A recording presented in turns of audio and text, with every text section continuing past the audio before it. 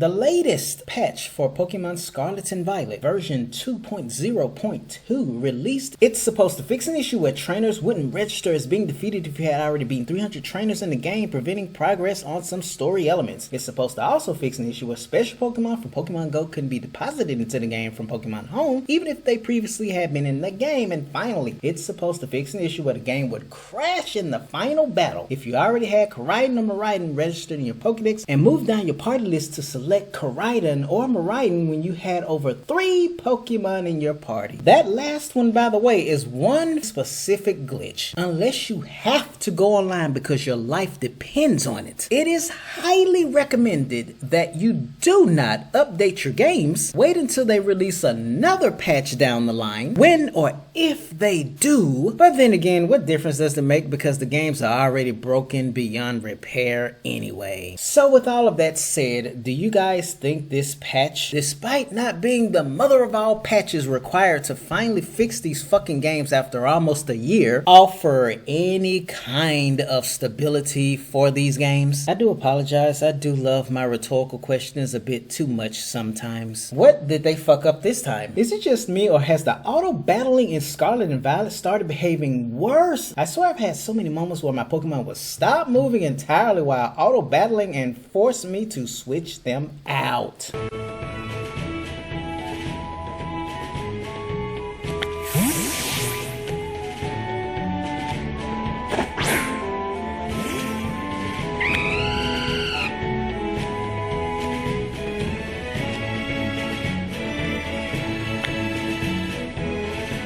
Here's some context for that oopsie. I'm day skipping for 20 to 30 minutes on 2.0.2 to gather outbreak data. All you have to do is open the date menu, scroll right, and hit OK. This was about 60 to 70 days. You can go even longer, and it keeps getting worse and worse. Some people claim that zooming the map in and out can mitigate the issue, so if you were doing that while skipping, the lag might not be as terrible as it is in my video. What I showed is just skipping without opening the map at all. Oh, well, you were looking for the glitches.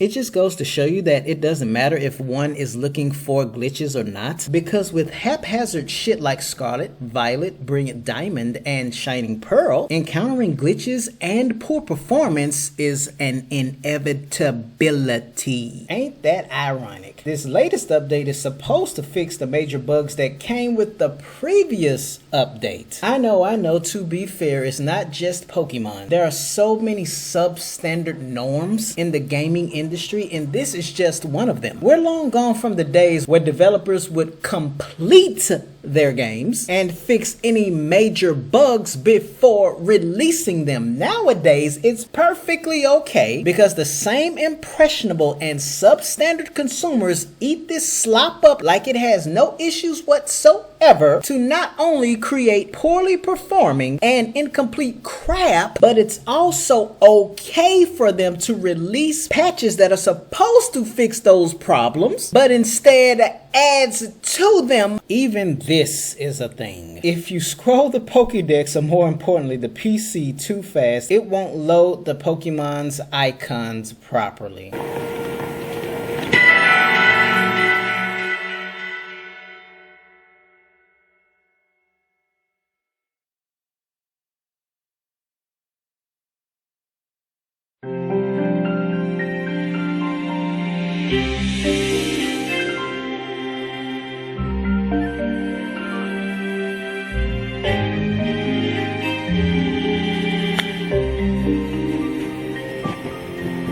The highest grossing media franchise, ladies and gentlemen. The best thing about this update is that for the entirety of October, for the foreseeable future of course, it was only made to address just 3 of Scarlet's and Violet's many issues that still plague those games to this day for nearly a year now. Scarlet and Violet 2077 and BDSP 2.0 here, you know, the same games that sold 10 million copies in just 3 days, are so busted beyond repair that even Game Freak and friends are embarrassed to acknowledge anything wrong with them them on a grand scale, yeah, it comes as no surprise because the only thing on their feed is shit that promotes these broken games. It really shows you how much respect they have for their consumers, which is even more laughable when you factor in the ones that permanently have a corporate dick stuck in their throats because all they'll do is lap this shit up like nothing's wrong. Speaking of this insolent corporation, when you look up any information on Twitter alone about the 2.0.2 update, everyone but Nintendo and the Pokemon Company, Game Freak, etc. are spreading the word about this ironically buggy update. Why is that? Is it because they're too embarrassed to take the credit for their fuck-ups once more? And even though it would be sincere of them, it would still be a bad look for them to brag about said so-called update since it creates even more issues in the games. It's one thing for corporations like Game Freak to mop the floor with their bootlickers who enable and blindly support them no matter what they do, but for them to cower even more away from accountability and due diligence is just as comical, just like it's old news. Because why do you guys think Game Freak gets away with all of this? It's the same song and dance every single release of a Pokemon game, and when it comes to Pokemon for that matter. Where are you bootlickers, huh? Every game has bugs.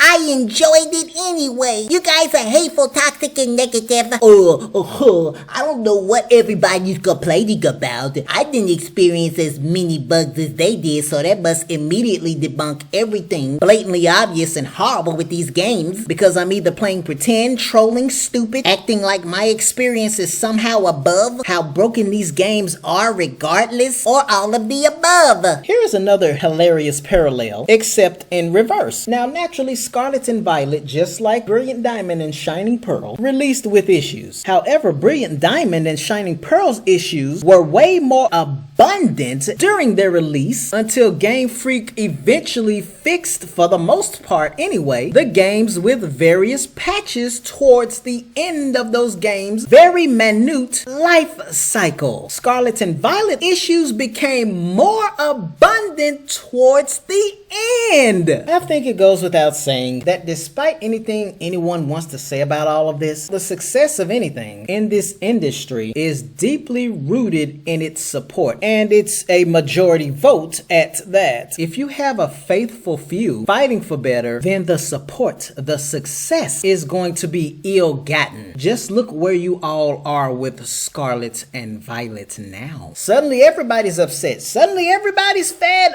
up. Where was this energy nearly a year ago? Where was it in Brilliant Diamond and Shining Pearl? Where was it in Sword and Shield? Where was it any time the true fans, yes, I went there, the true fans of the franchise and anything for that matter, said, no, we're not going to get on our knees. We want more and better than this. Get it together. Back. They are being forced into a deadline. They have their hands tied behind their backs. My job would have been handed to someone else a long time ago. If only us working class people had that kind of pull. Who knew that once again all of the hate, toxicity, and negativity was always that criticism, that no-nonsense exposition that this sad-ass franchise and the insolent hack devs that helmet needed all along and needed to take to heart. That's just Pokemon, the biggest neglected success. I'm gonna go out on a limb and say that the new COD is gonna be riddled with glitches and cheaters when it launches, and it'll take them months to even fix one issue. But guess what? The gunplay is still going to be good, and people are going to be jizzing over the mobility that you disgusting, mentally abused players are gonna fall for it, and you're gonna keep playing it and be like, dude, if they just gotta fix one or two of these glitches, man. And then they're gonna come up with some more Attack on Titan skins. You guys are gonna cream your pants over those, keep playing the game. 8 months are gonna go by, viewership is gonna be dead. You guys are gonna be sitting here playing any other game under the sun, right? Because, and hold on, I'm not done, right? And then guess what, dude? The trailer's coming out for the next one. Bro, this is it, dude. I'm telling you, have you seen the trailer? Did I miss anything, chat? No. That's pretty much it. A lot of you Pokemon fans in a nutshell.